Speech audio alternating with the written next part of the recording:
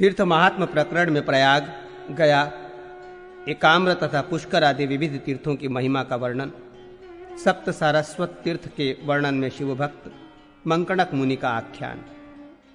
ऋषियों ने कहा, रोमहर्षण, अब आप हमें इस संसार में जो महान तथा प्रसिद्ध तीर्थ हैं उन्हें बतलाएं।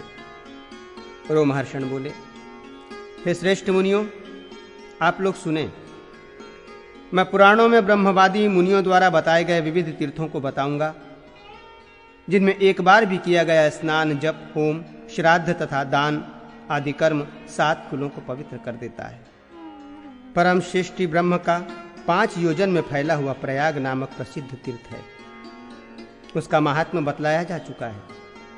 दूसरा, कुरुओं का श्रेष्ठ तीर्थ कुरूर क्षेत्र है, जो देवताओं द्वारा वंदित, ऋषियों के आश्रमों से परिपूर्ण तथा सभी पापों की शुद्धि करने वाला है। वहां स्नान करके विशुद्धात्मा व्यक्ति दंभ और मात्सर्य से रहित होकर जो कुछ भी दान करता है, उससे वो दोनों माता पिता के कुलों को पवित्र करता है। गया नामक परम गुह्य तीर्थ पितरों को अत्यंत प्रिय है। वहां पिंडदान करके मनुष्य का पुनः जन्म नहीं होता। जो एक बार भी गया जाकर पिंडदान करता है, उसके द्वारा तारे गए पितर नरक आदि कष्टप्रद लोगों से मुक्त होकर परम गति को प्राप्त करते हैं। वहां गया में संसार के कल्याण की कामना से परमात्मा रुद्र ने शिलातल पर चरण का चिन्ह स्थापित किया है। वहां पर पितरों को पिंडदान आदि द्वारा प्रसन्न करना चाहिए। गया की यात्रा करने में समर्थ होने पर भी जो वहां नहीं जाता, उसके संबंध में पितर शोक करते हैं। उसका अन्य सभी परिश्रम व्यर्थ ही होता है। पितर इस गाथा का गान करते हैं और महर्षि इसका कीर्तन करते हैं कि जो कोई भी गया जाएगा वही हमें तारेगा, अर्थात असत गति से मुक्ति करेगा। मेरे वंश में उत्पन्न व्यक्ति किसी कारण भले ही पापयुक्त हूं, सर्वधर्म में निष्ठा न रखता हूं, तब भी यदि गया तीर्थ की यात्रा करेगा तो वो हम लोगों का तारक होगा। शीलवान तथा गुणवान बहुत से पुत्रों की अभिलाषा करनी चाहिए, क्योंकि उन सभी में से कोई एक तो गया जाएगा। इसलिए सभी प्रयत्नों के द्वारा विशेष रूप से ब्राह्मणों को तो गया जाकर समाहित मन से विधिवत पिंडदान करना चाहिए। वे मनुष्य धन्य है जो गया में पिंडदान करते हैं। वे दोनों माता पिता के कुल की 7 पीढ़ियों का उद्धार कर स्वयं भी परम गति प्राप्त करते हैं। अन्य प्रभास नामक प्रसिद्ध श्रेष्ठ तीर्थ है, जिसे सिद्धों का निवास स्थान बतला गया है। वहां भगवान भवशंकर स्थित हैं। वहां स्नान, तप, श्राद्ध तथा ब्राह्मणों का पूजन करने से ब्रह्मा के अक्षय और उत्तम लोक की प्राप्ति होती है। त्रयंबक नामक तीर्थ सभी देवताओं द्वारा नमस्कृत है। वहां रुद्र की आराधना करने से ज्योतिष्ठोम यज्ञ के फल की प्राप्ति होती है। वहां कपर्दी नामक सुवर्णाक्ष महादेव की भलीभांति आराधना करके तथा ब्राह्मणों की पूजा करके निश्चय ही गाणपत्य पद की प्राप्ति होती है। परम श्रेष्ठी रुद्र का सोमेश्वर नामक श्रेष्ठ तीर्थ सभी प्रकार की व्याधियों का हरण करने वाला, पवित्र तथा रुद्रलोक की प्राप्ति कराने का साधन है। विजय नाम का एक सुंदर तीर्थ है, जो तीर्थों में श्रेष्ठ है। वहां महेश्वर का विजय नामक प्रसिद्ध लिंग है। वहां पर 6 महीने तक संयत आहार करते हुए ब्रह्मचर्य व्रत धारण कर एकाग्र मन से उपवास कर श्रेष्ठ ब्राह्मण परम पद प्राप्त करते हैं। पूर्व दिशा में अत्यंत सुंदर एवं दूसरा एकाम्र नामक श्रेष्ठ तीर्थ है, जो देवाधिदेव शंकर के गाणपत्य पद रूपी फल को प्रदान करने वाला है।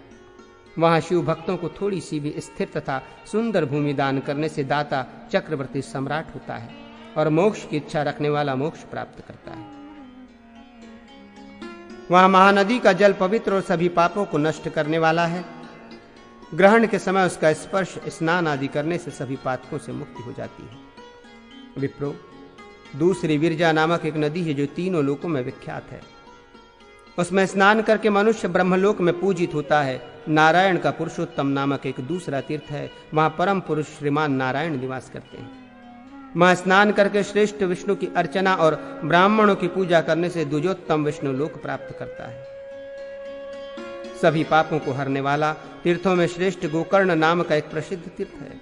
वहां परम श्रेष्ठ शंभु का निवास है। वहां देव शंकर के गोकर्णेश्वर नामक उत्तम लिंग का दर्शन कर मनुष्य अभिषिप्त कामनाओं को प्राप्त करता है तथा रुद्र का प्रिय होता है।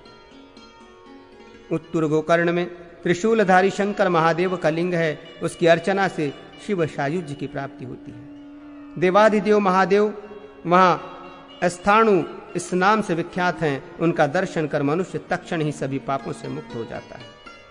महात्मा विष्णु का एक दूसरा कुब्जाम्र नामक अतुलनीय स्थान है। वहां विष्णु स्वरूप पुरुष का पूजन करने से व्यक्ति भगवान के धाम श्वेत द्वीप में प्रतिष्ठा प्राप्त करता है। वहां त्रिपुरारी रुद्र के नहीं, दक्ष के यज्ञ का विध्वंस करने के अनंतर नारायण देव को प्रतिष्ठित किया है। यहाँ चारों ओर 1 योजन में फैला क्षेत्र है जो सिद्धों तथा ऋषिगणों से वंदित है। यहीं पर विष्णु का पवित्र मंदिर है जिसमें पुरुषोत्तम विष्णु स्थित है। आदित्य कर्मा विष्णु का एक दूसरा कोकामुख नामक तीर्थ है। वहां मृत मनुष्य पापों से मुक्त हो जाता है और विष्णु के सारूप्य नामक मोक्ष को प्राप्त करता है। शालग्राम नामक महातीर्थ विष्णु की प्रीति को बढ़ाने वाला है। वहां प्राणों का त्याग कर मनुष्य ऋषिकेश का दर्शन प्राप्त करता है। अश्वतीर्थ नाम का एक अन्य तीर्थ है जो सिद्धों का निवास स्थल तथा पवित्र अत्यंत तीर्थ है। वहां स्वयं नारायण हयग्रीव रूप से नित्य स्थित रहते हैं। परम श्रेष्ठ ब्रह्मा का पुष्कर नामक तीर्थ तीनों लोकों में विख्यात है। वो सभी पापों को नष्ट करने वाला तथा वहां मरने वालों पर ब्रह्मलोक प्रदान करने वाला है। जो युद्धोत्तम मन से भी पुष्कर का स्मरण करता है वो सभी पातकों से मुक्त हो जाता है और इंद्रलोक में देवराज इंद्र के साथ आनंद करता है। वहां गंधर्वों, यक्षों, नागों, राक्षसों तथा सिद्धों के समूहों के साथ देवता पदजन्मा ब्रह्मा की उपासना करते हैं। वहां स्नान से शुद्ध होकर परम श्रेष्ठ ब्रह्मा तथा श्रेष्ठ ब्राह्मणों का पूजन करने से ब्रह्मा जी का साक्षात्कार प्राप्त होता है। वहां जाकर अनिंदित देवराज इंद्र का दर्शन करने से मनुष्य सुंदर रूप से संपन्न हो जाता है और सभी कामनाओं को प्राप्त करता है। ब्रह्मा आदि के द्वारा सेवित सप्त सारस्वत नामक एक श्रेष्ठ तीर्थ है। वहां रुद्र की पूजा करने से अश्वमेघ यज्ञ के फल की प्राप्ति होती है। वहां मंकणक नामक शिव भक्त मुनि परमेश्वर रुद्र के शरणागत हुए थे और पंचाक्षर मंत्र नमः शिवाय का जप करते हुए उन्होंने शिव की आराधना की थी। वहां मुनि मणंकक ने नमः शिवाय श्रेष्ठ पंचाक्षर मंत्र का जप करते हुए तपस्या द्वारा गोवृष ध्वज शिव की आराधना की थी। तदनंतर रुद्र को आया हुआ जानकर मणंकन मुनि तपस्या के तेज से उद्दीप्त हो गए और आनंदातिरेक से नृत्य करने लगे। भगवान रुद्र ने जब उनसे पूछा आप क्यों नृत्य कर रहे हैं, किंतु वे कुछ बोले नहीं और देव ईशान को देखने पर भी अपनी नृत्य कला को सर्वोत्तम समझकर बार बार नृत्य ही करते रहे। तब भगवान शंकर उन्हें गर्भयुक्त देखकर उनके गर्भ को दूर करने के लिए अपने शरीर को विदीर्ण कर उनमें से निकलती हुई भस्म राशि उन्हें दिखलाई दी और कहा, हे द्विजोत्तम, मेरे शरीर से निकलती हुई इस भस्म राशि को देख, ये तपस्या का महात्मा है। आपके समान दूसरा भी है। मुनि पुंगव, आप तपस्या के गर्व से गर्वित होकर नृत्य कर रहे हैं। ये एक तपस्वी के लिए उचित नहीं। मैं आपसे भी अधिक नृत्य कला में कुशल बड़ा तपस्वी हूं। मुनि श्रेष्ठ मंकणक से ऐसा कहकर वे विश्व दृष्टा तथा संसार के संहारक रुद्र परम भाव में स्थित होकर नृत्य करने लगे। वे रुद्र हजारों सिर, हजारों आंख और हजारों चरण वाले भयंकर दाढ़ों से युक्त मुख वाले, ज्वालामालाओं से व्याप्त तथा अत्यंत भीषण रूप वाले हो गए। तदनंतर उन मणंकर ने अशेष विराट शरीर वाले त्रिशूलधारी के पार्श्वभाग में विशाल नेत्रों वाली, सुंदर विलास युक्त, हजारों सूर्यों के समान तेज वाली और प्रसन्न मुख वाली देवी शिवा को देखा। मुस्कुराते हुए विश्वेश्वर शिव तथा अमित द्युति संपन्न शिवा को स्थित देखकर मुनीश्वर मंकणक का हृदय भयभीत हो गया और वे अपने गर्भ को ध्यान में रखकर कांपने लगे तथा संयमित होकर रुद्राध्याय का जप करते हुए उन्होंने रुद्र को सिर से प्रणाम किया। उस भक्त वत्सल त्र्यंबक भगवान शिव ने प्रसन्न होकर अपना पूर्ण रूप धारण किया और देवी अनरहित हो गईं। साक्षात देवाधिदेव शिव ने शरणागत भक्त का आलिंगन कर कहा, वत्स तुम डरो मत, मैं तुम्हें क्या प्रदान करूं। तब प्रसन्न मुनि मणंकक ने त्रिपुर का नाश करने वाले गिरीशहर को सिर से प्रणाम कर पूछने की इच्छा से कहा, महादेव आपको नमस्कार है। महेश्वर आपको नमस्कार है। सभी ओर मुख वाला आपका यह भयंकर कौन सा रूप है और आपके पार्श्वभाग में स्थित होकर सुशोभित होने वाली वे देवी कौन है जो सहसा अंतर्ध्यान हो गई। मैं सब कुछ जानना चाहता हूं। मणंकक के इतना कहने पर त्रिपुरदाहक महेश्वर हर ने मणंकक से अपने योग तथा देवी का इस प्रकार वर्णन किया, मैं हजार नेत्रों वाला सर्वात्मा, सभी ओर मुख वाला, सभी पापों को जलाने वाला, काल काल को भी उत्पन्न करने वाला हर हूं। मेरे द्वारा ही समस्त चेतन एवं अचेतन स्वरूप जगत प्रवृत्त किया जाता है। मैं ही वो अंतर्यामी और मैं ही वो पुरुष तथा पुरुषोत्तम हूँ, जिसकी त्रिगुणात्मिकता प्रकृति रूप परम माया मुनियों के द्वारा सनातनी शक्ति और जगत का मूल कारण कही जाती है। मैं वही सर्वज्ञ पुरुष हूँ जो माया द्वारा विश्व को व्यावहारिक करता हूँ, जिसे श्रुति नारायण पर अव्यक्त तथा माया रूप कहती है। मैं इसी प्रकार सदा इस जगत की स्थापना करता हूँ। मैं प्रकृति से उस पुरुष को संयुक्त करता हूँ जो 25 तत्वों में एकमात्र चेतन प्रमुख तत्व है। इस प्रकार ये देव चेतन कुटस्थ निर्विकार सर्वत्र विद्यमान निर्मल नित्य पुरुष अपनी ही मूर्ति प्रकृति से संगत होकर समस्त जगत की सृष्टि करता है। इसी पुरुष को देव, भगवान, ब्रह्मा, विश्वरूप एवं पितामह के रूप में समझना चाहिए। इस प्रकार मैंने आपको भली भांति परमात्मा के सृष्टि कर्तव्य को बतलाया। मैं अद्वितीय, अनादि, संहार करने वाला विभू तथा भगवान काल हूँ। परम भाव का आश्रय ग्रहण करने पर मनीषी लोग मुझे रुद्र कहते हैं।